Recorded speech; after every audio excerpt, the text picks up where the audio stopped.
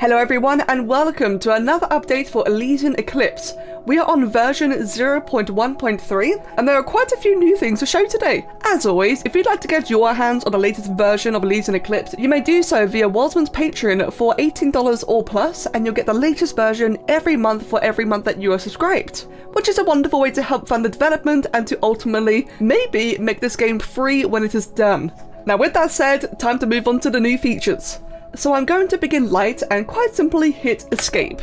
And by hitting escape, we now have a couple of extra settings, such as graphics, which allows you to set your resolution, full screen or windowed, and controls, which will display the current keybind of all the current functions.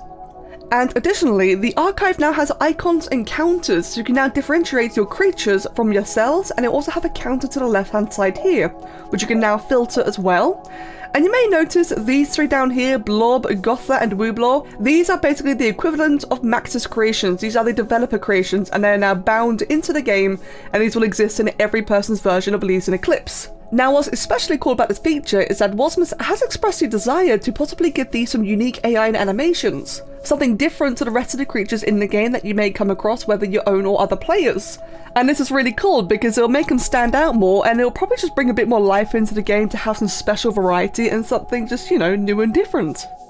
And now for the final of the little additions, we also have the compass. This little feature I suggested in a previous video, and Walsman's illustrated it in a much better way than I imagined, and it's just, again, the little quality of life that can really help bring a game out. Now, here's the big ones, here's the exciting ones. What is one of the features that isn't a Cortex stage that people have always wanted in Spore? Fur. Actually, fur parts. People have always wanted to have fluffy creations. It's never really been doable. Yes, we have a couple of parts and modded parts in Spore that can simulate it, but nothing quite like this. And you can even change the tiling, so you can change the quantity or the thickness of the furs. You can change the length as well, so it's really fluffy.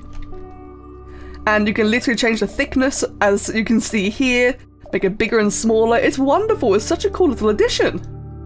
Now, I will point out that if you try to merge it into another part, it doesn't quite work, as you can see.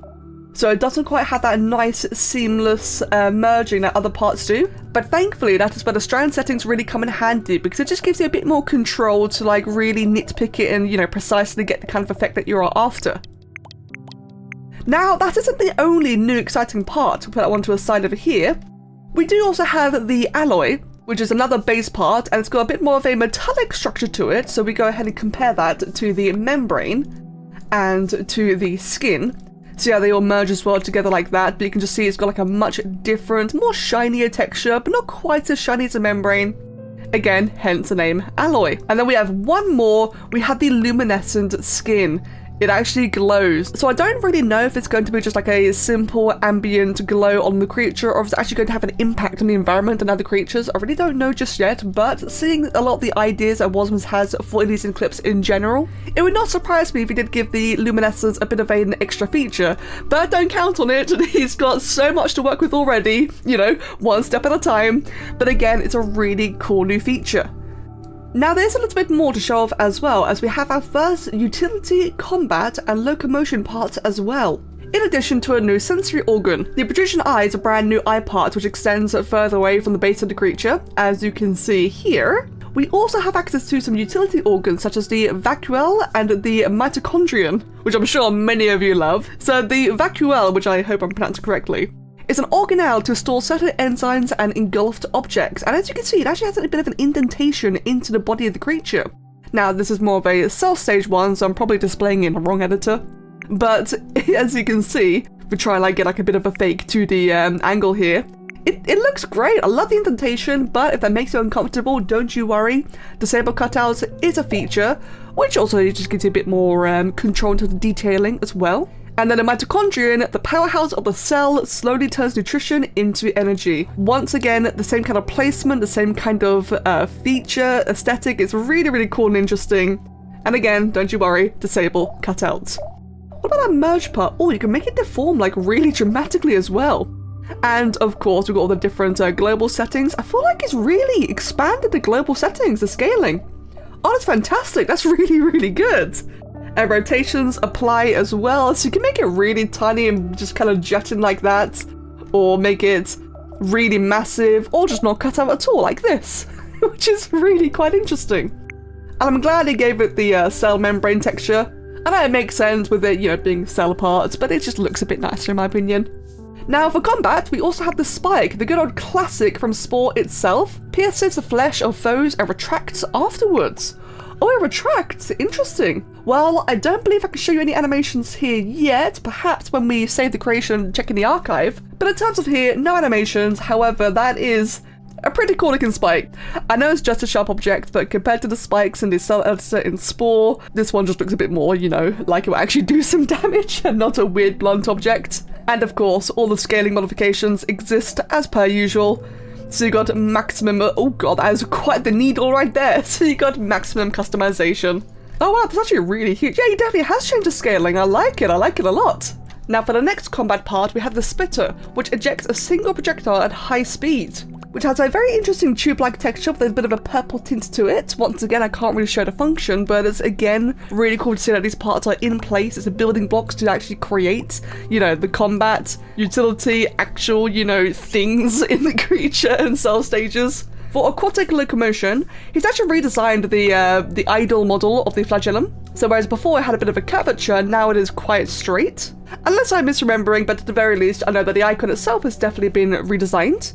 Now for one of the new locomotion parts, we have the early fin, and this resembles that. It kind of looks like a bit of a platypus tail. Now I can imagine it flipping up and down like a mammalian tail, but also, if we go ahead and rotate it like this, it will of course flip left and right as well. I can't remember specifically for sure, but I'm fairly sure that the animation, you know, will actually fit the orientation, and therefore we can kind of choose between a more fish-like or a mammalian creature. We have the jet, a funnel used to suck in water and expel it as a fast, strong jet, just like we have seen in Spore. Even a similar coloration as well, which we can of course change. And just in case you hadn't already known, we can of course deform and modify the shapes of these as well, just like everything else. And then we have the booster, which appears to be another variant of the jet, just with a different model. In fact, I'll quickly compare. Yeah, a slight different model actually. This one seems to be a bigger one, so perhaps a better lineage when it comes to evolving your parts. We'll soon find out. Now, I'm going to name the creature Test, and I might regret this, but I'm going to go ahead and save it. And we're going to go ahead and preview it. So it does have some animations. Oh, as you can see, the fur and the glowing, actually glowing is kind of there, but the fur obviously isn't here in the archive preview just yet. That's okay. But I love the flippers, the early fins. Oh, that animation is so smooth. And the jets as well, you can see them very gently pulse as well. It kind of looks like a bit of a face as it turns around like that. Oh, it's really cool to see. So this is like a bit of a rudimentary way to check out the animations. Obviously not final, not quite right, but again, early access, early preview, first iteration, and that is really exciting. So while that may be all the features for version 0.1.3, I imagine some of you are probably thinking, alright, cool, this is the editor, but what about the gameplay? Now, there currently is no gameplay available for us just yet, however, it is being worked on. What I'm currently showing you in this version is only what has made it into the public version, and isn't the only thing that Wasmans is working on. So do you remember the very first previews of this game before the very first version was released? We had this awesome view of the valley biome in the creature stage. There was a community vote a while ago for a brand new biome for Wasmans to work on next, and in the end the swamp biome was chosen. Again, not currently playable yet. This is just a screenshot he shared afterwards, but this is an idea for what the swamp biome may look like. And hey, yes, biomes by the way. Did I forget to mention that? Biomes will actually be a thing in the creature stage. And by the sounds of it, possibly the cell and aquatic stages as well. Don't quote me on that, but it seems like it's going to be a bit of, you know, landscape variety or just something, you know, something to experience throughout the stages.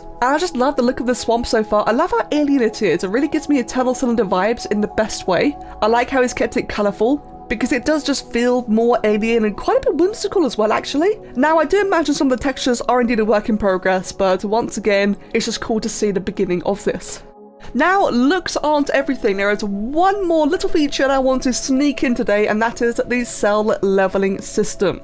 This is a system that was implemented a month ago that Wasmans had shared on Discord and Reddit. So if you want to find all the latest updates, you may do so via those two sources. And this is really cool. It gives us a bit of an insight to what we might see in a cell stage. Now, the UI itself is really straightforward, and I really like how minimalistic and yet clear it is. It just immediately shows all the necessary information up front and just It's again just visually really nice. But as for the actual system itself, as you can imagine, eating food in other cells grants DNA. Now the DNA is used for buying parts, but it can also be used to level up and enhance existing parts. For example, instead of having a plethora of different mouths like you would in Spore to get, carnivore, herbivore, etc., with this one you can just add additional diets to your existing mouth. So you can keep your aesthetic and give it extra stats in the process. Now the bar on the bottom there is not indicative of the entire stage, but rather the level of your creature. As you gain more DNA and experience points, you'll gain more levels, and these levels will help kind of push you into later areas in the game. It'll push you into new environments and therefore find new hostile bigger enemies. That's why you are never quite the apex predator of your environment, and you're always pressured to find more places, because after a while, if you linger in your previous environment for too long, you just won't gain any more DNA or experience.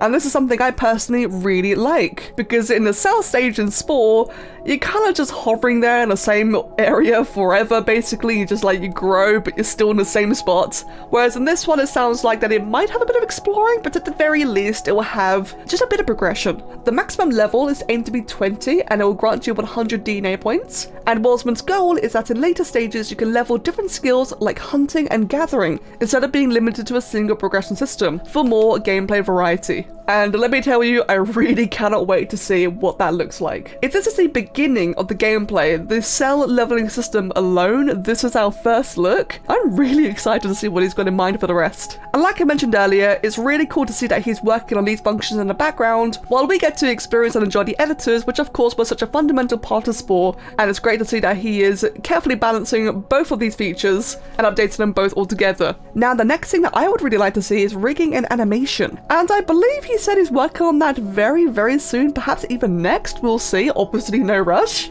But like I said, that's going to be very pivotal and just overall very exciting. Thank you all so much for watching. I really hope that you're looking forward to this. And once again, if you'd like to get your hands on the latest releases of Elysian Eclipse, you may do so via Walsman's Patreon. Everything is going to be linked down below. I'd really suggest supporting him. He's doing something really special here, and is by far, even in these earlier stages, the most convincing and successful iteration that I have seen so far. It's going to be a long journey, but my goodness, the journey really is off to an exciting beginning, even in only 3 versions. So again, thank you for watching, and you take care of yourself. Have a wonderful day. Cheers.